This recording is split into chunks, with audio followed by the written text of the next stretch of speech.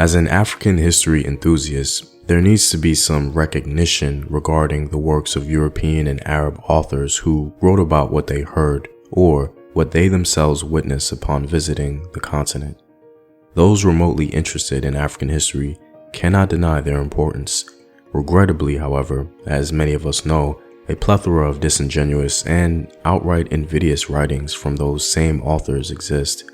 Nonetheless, every once in a while we stumble upon innocuous first-hand accounts seemingly free from socio-cultural baggage, exposing the biases of the time. Today, I wanted to highlight one of these quotes from a quasi-controversial European explorer that inspired a whole new field of African studies.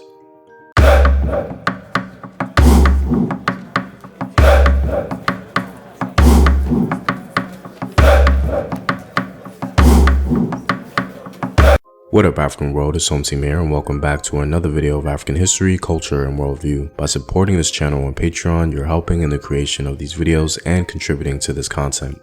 The link to Patreon is in the description box below. Also, stay tuned with a word from my sponsors. Hello, my name is Howard Dorsey. I'm 54 years old. I'm here to talk about my experience with herbal results. I was getting sick, so I went to the doctor, and they told me that my blood pressure was high, my cholesterol was borderline or high, so I was very sick. Sometimes I thought I was dying at some point. And I ordered a bottle of olive leaf extract. This is how the bottle comes in. And within the first probably week and a half, 2 weeks, I checked my blood pressure and it was back down to normal. It was like 120/80. My cholesterol went down to 125. I definitely believe that olive leaf extract from Herbal Results saved my life, and that's real. I recommend it to everyone in my family, my friends, and we've seen a lot of results in that manner as well. Purchase now at herbalresults.net. Today, we're going to be highlighting a quote from a German explorer named Leo Frobenius. To begin, this video is not intended to praise or judge the work of Leo Frobenius. Interestingly enough, his work inspired one of the founders of the Negritude movement, a movement by Afro-descended people designed to intellectually challenge the racist and colonial values of the time. W.E.B. Du Bois himself, oddly enough, called him, and I quote, the greatest student of Africa. Despite any new perspectives concerning his legacy, it must be acknowledged that Leo Frobenius' work was incredibly influential. Though many things can be said about Leo Frobenius, especially regarding some of his erroneous theories that seem to contradict the reasons for his plaudits, this video will focus primarily on Leo's noteworthy quote encapsulating the mainstream racist agenda to promote the barbaric or primitive African trope. Keep in mind that this quote alone did not start the Negritude movement exclusively. It was in combination with other writings that did so. However, the quote can be regarded as the most salient of them all. The reason I refer to Leo Frobenius as quasi-controversial is because of two things. Technically, he never earned a degree in ethnology and archaeology, the things he's actually known for. It should be mentioned at this point that Frobenius never earned a degree from an institution of higher learning. However, much later in his career, he was awarded an honorary professorship. The second reason why I would consider him quasi-controversial is because of his contradictory statements regarding African agency. In one quote, he would praise African achievements and go strongly against the mainstream view of the time, and in another, he would attribute African achievements to, and I quote, a greater race of people.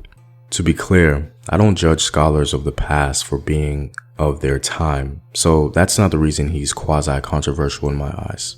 It's the obvious contradictions that give me pause. This is my personal take, and I'd like to make that clear. However, Wole Soyinka seems to have identified a similar pattern. He mentions, and I'm paraphrasing, how Leo Frobenius had a sort of schizophrenic take on the question of African worthiness. Consider his work in 1910 as an example. Upon the discovery of the magnificent sculptures of Ife, he thought them reminiscent of ancient Greece and a proof that once upon a time, a race far superior in strain to the Negro had been settled here. Given this quote, it's baffling why some in the Negritude movement and W.E.B. Du Bois himself would hold him in such high regard. In my greatest attempt to be fair, perhaps a reading of his work in full will present a different perspective and offer a better explanation for the so-called schizophrenia, as Will Soyinka calls it. A countervailing narrative regarding his legacy makes the claim that he essentially gave Africa back her dignity. Leopold Senghor, one of the founders of the Negritude movement, even used his work and writings to combat the concept of the primitive Negro narrative. So what did Leo Frobenius say regarding how Europe invented the idea of the primitive or barbaric Negro? Here's what he has to say.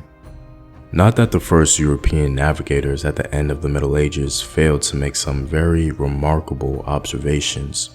When they reached the Bay of Guinea and lighted at Vaida, the captains were astonished to find well-planned streets bordered for several leagues by 2 rows of trees.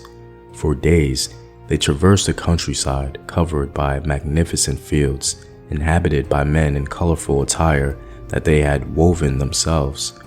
More to the south, in the Kingdom of the Congo, a teeming crowd clad in silk and velvet, large states, well ordered, down to the smallest detail, powerful rulers, prosperous industries, civilized to the marrow of their bones. Entirely similar was the condition of the lands on the East Coast, Mozambique, for example. The revelations of the navigators from the 15th to the 18th centuries provide positive proof that Black Africa, which extended south of the desert zone of the Sahara, was still in full bloom in all the splendor of harmonious, well-organized civilizations. This flowering the European conquistadors destroyed as they advanced. For the new land of America needed slaves, which Africa offered, hundreds, thousands, whole shiploads of slaves. Nevertheless, the black slave trade was never a safe business. It required justification, so they made the Negro half animal, a piece of merchandise. Thus was invented the notion of the fetish, as a symbol of African religion, made in Europe. As for me, I have never anywhere in Africa seen natives adoring fetishes. The idea of the barbaric Negro is a European invention that boomeranged and dominated Europe until the start of this century. Claiming the Africans were civilized to the marrow of their bones was in direct contradiction to his supposed superior race theory concerning the Ife sculptures. Via hindsight, deciphering the legacy of Leo Frobenius as an Afro-descended person is no simple task. He was a man of his time, but he also wasn't. Perhaps his independent education can explain his cognitive dissonance. In other words, what he saw did not match the popular narrative of the times. Regardless, this quote has been referenced by several scholars within our community due to its rare quality and the perception of its genuine nature, an admission, if you will. So in the comments below, let me know your thoughts about this quote from Leo Frobenius and what you think about his legacy. Well, I'm all out, guys. If you like this video and want to help in its continued production, consider supporting the home team on patreon.com. The link is in the description box below. Know thyself. Remember your ancestors. Peace.